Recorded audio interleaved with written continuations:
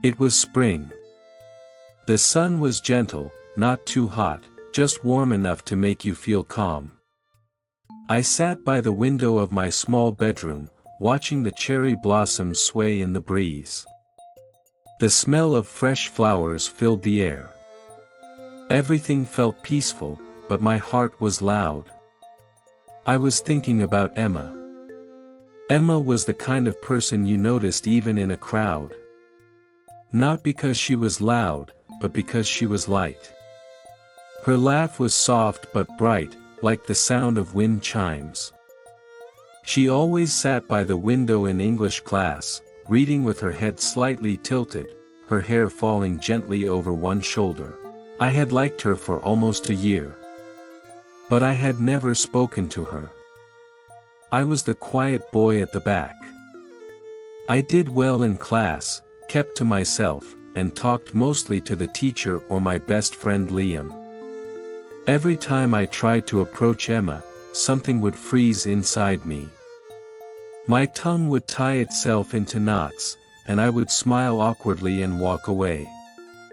One day, Liam said to me, "You should write her a letter." "A letter?" I asked. "Yeah. You're good with words. And it's easier than talking, right?" He was right. That afternoon, I sat at my desk with a blank piece of paper. My hand hovered over it, pen ready, heart racing. I had never written a love letter before. I started with simple words. "Dear Emma." And then I stopped. What could I say that wouldn't sound silly? Or worse, creepy? But I remembered what Liam said. Be honest. Just be you. So I continued. "Hi. I hope this letter makes you smile. I just wanted to say, I think you're wonderful." I crossed out wonderful. Too much. I tried again. "I think you're amazing." That felt better. More like how I really felt. "You probably don't know me well. I'm Noah. I sit in the back of our English class. I notice how you always raise your hand first. I notice how you smile when you read. And sometimes, when you laugh, I find myself smiling too, even if I don't know why." I paused. I was writing faster now. The words were flowing. "I just wanted to say that you've made school a little more beautiful for me. I know this is strange, and I don't expect anything. I just wanted you to know. That's all." I read the letter once, twice. Then I folded it neatly and placed it in a plain white envelope. On the front, I wrote her name, Emma. Nothing else. The next day felt endless. I kept checking my pocket to make sure the letter was still there. I waited until after school. Emma always walked through the school garden on her way home. It was quiet there, full of tall grass and small flowers. I stood near the bench and waited. My hands were shaking. When I saw her walking alone, my feet moved before I could stop them. "Hi," I said. She turned. Her eyes met mine, and she smiled. "Hi. Noah, right?" She knew my name. "Yeah. This is for you," I said, holding out the envelope. She took it gently, looking a little surprised. "Thanks," she said. "Bye," I whispered, and walked away quickly. My heart was a drum. The next day, nothing happened. No message. No smile. No sign. 2 days passed. Then 4. By the end of the week, I told myself, at least I tried. But it still hurt. Maybe I was foolish.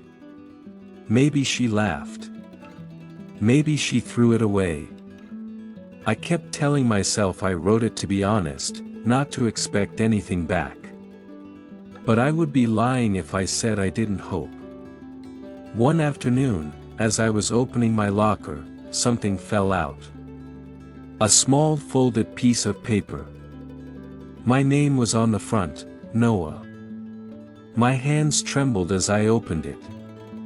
Dear Noah, thank you for your letter. I didn't know what to say at first. It was unexpected. But in a good way.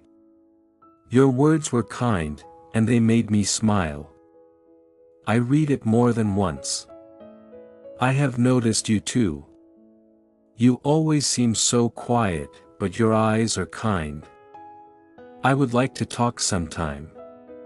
Maybe after English class. Sincerely, Emma. P.S. I love that you mentioned how I laugh. That made me laugh again. I stood there, smiling like a fool. After class the next day, Emma came over to me.